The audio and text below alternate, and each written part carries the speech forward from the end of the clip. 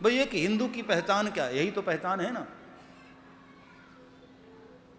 हिंदू जहां भी है वो श्रद्धावान है, और मन में यदि अपने धर्म के प्रति, अपने भगवान के प्रति श्रद्धा नहीं है तो आप हिंदू हैं कि नहीं, ये विचारणीय प्रश्न हो जाता है। हमारे हृदय में श्रद्धा हो, और जिनके प्रति श्रद्धा हो उन पर विश्वास होना चाहिए, पूर्ण भरोसा हो। श्रद्धा और विश्वास के प्रति हम दृढ़ बने, तभी परमात्मा की हम अनुभूति कर सकते हैं। याभ्याम विना न पश्यन्ति सिद्धा स्वांतस्थमीश्वरम। बड़े बड़े सिद्धों तपस्वियों के हृदय में जो परमात्मा है, ईश्वर हैं, श्रद्धा और विश्वास के बगैर उनका अनुभव नहीं होता है साहब। अब आज यही तो कारण है कि लोगों को मंदिरों में भी पत्थर की मूर्ति दिखाई देने लगी। क्यों? पहले भगवान दिखाई देते थे, लेकिन जब से श्रद्धा कम होने लगी ना, विश्वास कम होने लगा, तो आजकल इन मूर्खों को मंदिरों में पत्थर दिखाई देने लगा। अरे मंदिर में पत्थर देखने से बढ़िया है प्यारे अपनी आंखों का इलाज करवा। काबू में अपना मन नहीं तो ध्यान क्या करे, आंखी न करें भगवान का दीदार तो मेरा भगवान क्या करे। मंदिर में तो परमात्मा बैठे हैं साहब। अब हमको दिखाई दे रहा है, तुमको नहीं दिखाई दे रहा है, तो गड़बड़ी तो तुम्हारी आंखों की है ना। करोड़ों लोग भारत में मंदिर में परमात्मा का दर्शन कर रहे हैं, और कुछ चंद लोग, उनको परमात्मा नहीं दिखता, उनको पत्थर की मूर्ति दिखती है। तो करोड़ों लोग सही हैं या दो चार लोग सही हैं? ये दो चार की आंखें में मोतियाबिंद हो गया है। हाँ, उनको पत्थर दिखाई दे रहे हैं मंदिर में। कमाल है। अब हनुमान जी जैसे लोग लंका में भी जाते हैं ना, तो वहां भी उनको सज्जन दिखाई देता है, विभीषण। और समाज में कुछ लोग ऐसे हैं, वो अयोध्या में भी चले जाएंगे ना, तो उनको राम जी नहीं मंथरा दिखाई देगी। उनकी सोच ऐसी है साहब।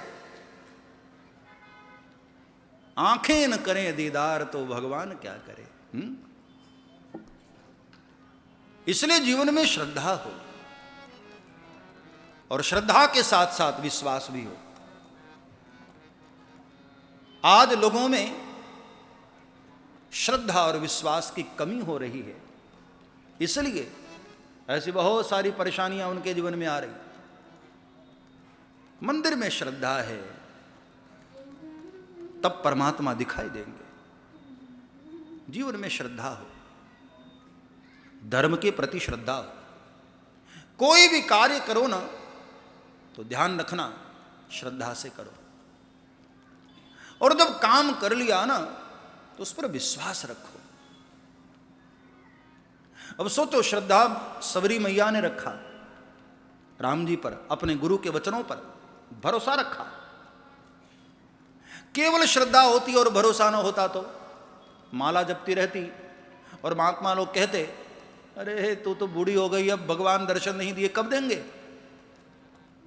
और उसका विश्वास डगमग हो गया होता, और एक दिन पहले भी कुटिया छोड़कर चली जाती, तो क्या राम जी का दर्शन होता?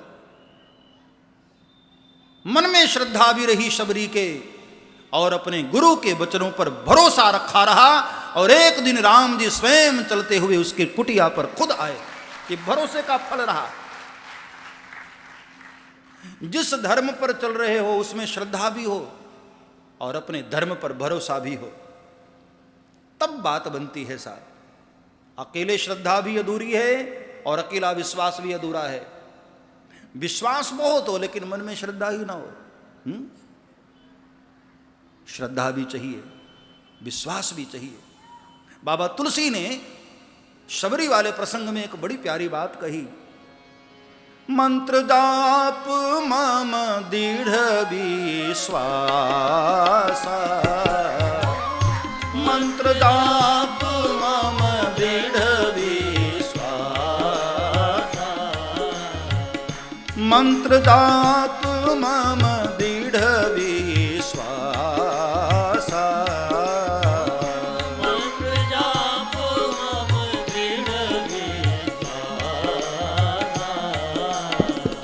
पंचम भजन सुभेद प्रकाशा,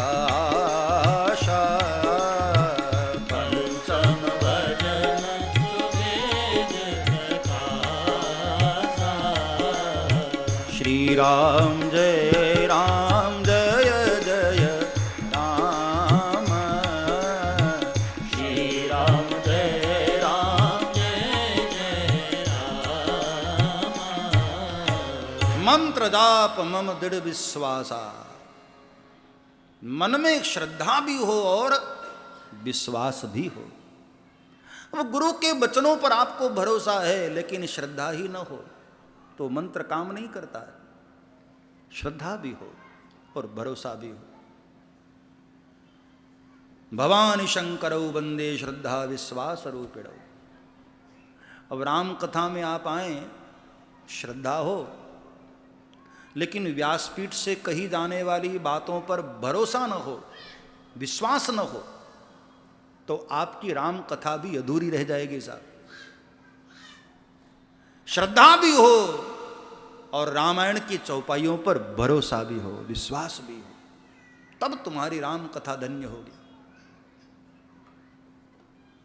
श्रद्धा है तभी ज्ञान मिलेगा और भरोसा है तभी वो ज्ञान हमारे भीतर टिकेगा।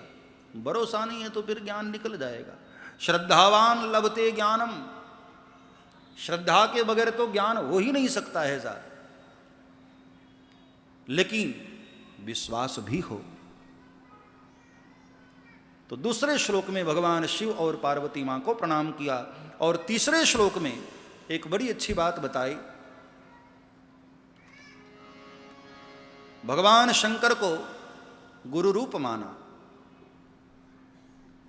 जो त्रिभुवन गुरु है, विश्व का गुरु है। वंदे बोधमयं नित्यं गुरुं शंकर रूपिणं, यमाश्रितो हि वक्रोऽपि चंद्रः सर्वत्र वन्द्यते। वंदे बोधमयं नित्यं, वंदे बोधमयं नित्यं गुरुं शंकर रूपिणं। वंदे बोधमयं नित्यं गुरुं शंकर रूपिणं, यमाश्रितो हि वक्रोऽपि चंद्रः सर्वत्र वन्द्यते। जिनसे तुमने ज्ञान पाया है, जिनसे तुमने कुछ भी सीखा है, उसके प्रति आदरणीय भाव से रहना, उसके प्रति कृतज्ञ रहना, उसके प्रति उदार रहना। बहुत ध्यान से समझना इसको। कुछ भी जिससे आपने सीखा है, चाहे वो शिक्षक हो, चाहे वो आचार्य हो, चाहे आपके गुरु हों, चाहे माता पिता हों, जिनसे आपको बोध मिला है उनको गुरु रूप मानकर उनके प्रति नतमस्तक रहना। तब तुम्हारा खराब चरित्र भी चंद्रमा की तरह वंदनीय हो जाएगा। चंद्रः सर्वत्र वन्द्यते। जिसके मन में गुरु के प्रति आदर है, सिखाने वालों के प्रति आदर है, ऐसे लोग गलत चरित्र वाले भी हों तब भी चंद्रः सर्वत्र वन्द्यते। अब टेढ़ा चंद्रमा शिव जी के भाल पर आ जाता है ना, तो ऐसा चंद्रमा भी लोग वंदन करते हैं, उसको आदर देते हैं। लसद भाल बालेंदु कंठे भुजंगा। भगवान शंकर के भाल पर चंद्र दर्शनीय हो जाता है, लोग उसका भी दर्शन करके धन्य होते हैं। यमाश्रितो ही वक्रोपि चंद्रः सर्वत्र वन्द्यते। तो इस प्रकार से क्रम में बाबा तुलसी ने कुछ दर्शन कराया है। एक श्लोक में हनुमान जी महाराज को प्रणाम किया, आदि कवि महर्षि वाल्मीकि जी को प्रणाम किया।